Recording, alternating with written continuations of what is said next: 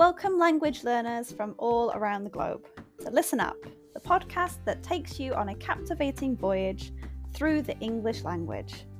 Whether you've just started your journey or have been navigating the intricacies of English for some time, this podcast is designed to be your trusty compass, guiding you towards fluency and unlocking the wonders of English. I'm your host, Karen, a passionate traveller and an experienced teacher of English as a second language. Join me as we embark on an exciting expedition filled with British history read by a native speaker. Together, we'll conquer the challenges and celebrate the victories of learning English as a foreign language. Each episode of Listen Up will immerse you in a variety of topics, from aspects of British culture, history, and literature. We'll explore useful vocabulary that will empower you to communicate confidently in English. If you want to read along with the podcast, head to my website www.onepawinthesand.com/ESL. The link is in the description. But this podcast isn't just about learning English in isolation. It's about building a community of language learners, supporting one another, and fostering a love of the English language. I encourage you to engage with us through my Patreon page, where you can connect with fellow learners, ask questions, and share your own language journey. So, whether you're sipping tea in Tokyo, walking the streets in Sao Paulo, or studying in a bustling cafe in Berlin, Listen Up is here to accompany you on your quest for English fluency. Join me as we embark on this transformative expedition, where language becomes an adventure and your dreams of effective communication become a reality.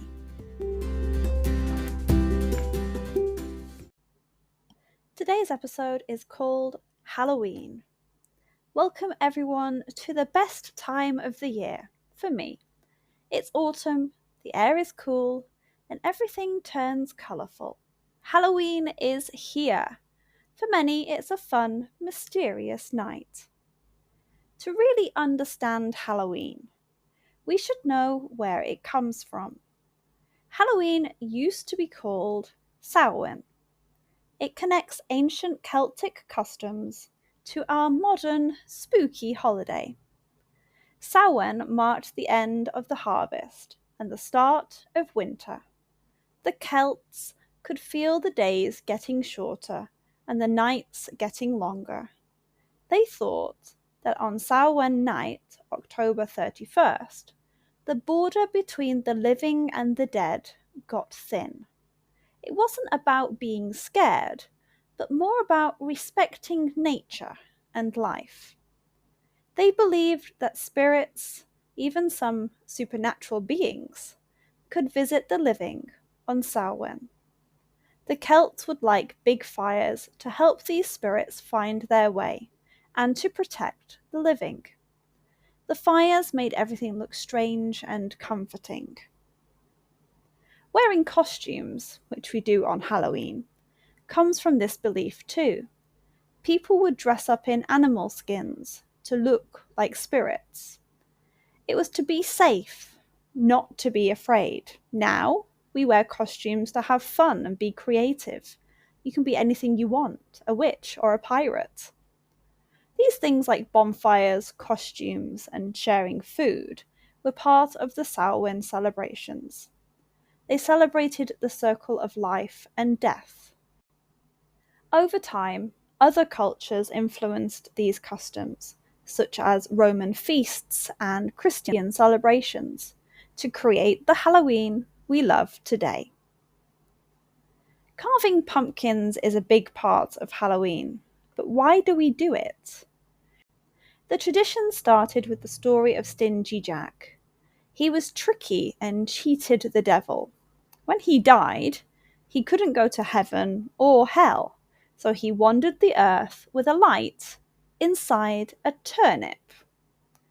People in Ireland and Scotland began carving faces into turnips to keep him away.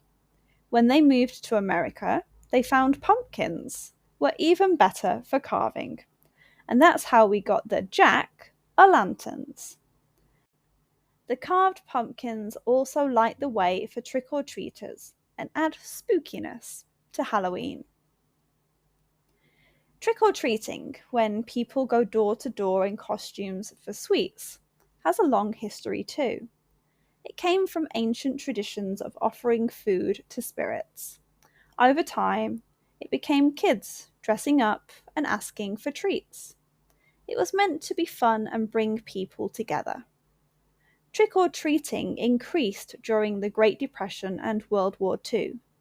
Towns wanted to bring people together and provide a safe, enjoyable activity for children. It was a way for neighbours to share what they could during difficult times. After World War II, Halloween saw more commercialisation.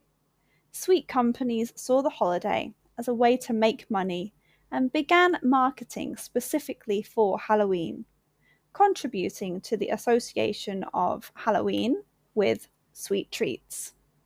So whether you're carving pumpkins, making scary snacks, decorating your home, or watching horror movies, enjoy every moment of Halloween. Happy Halloween! Have a night full of fun and unforgettable memories.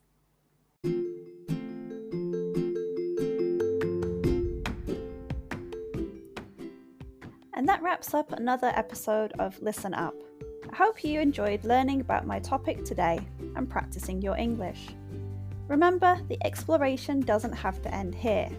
If you have any lingering questions or want to continue the conversation, I've got some great opportunities for you.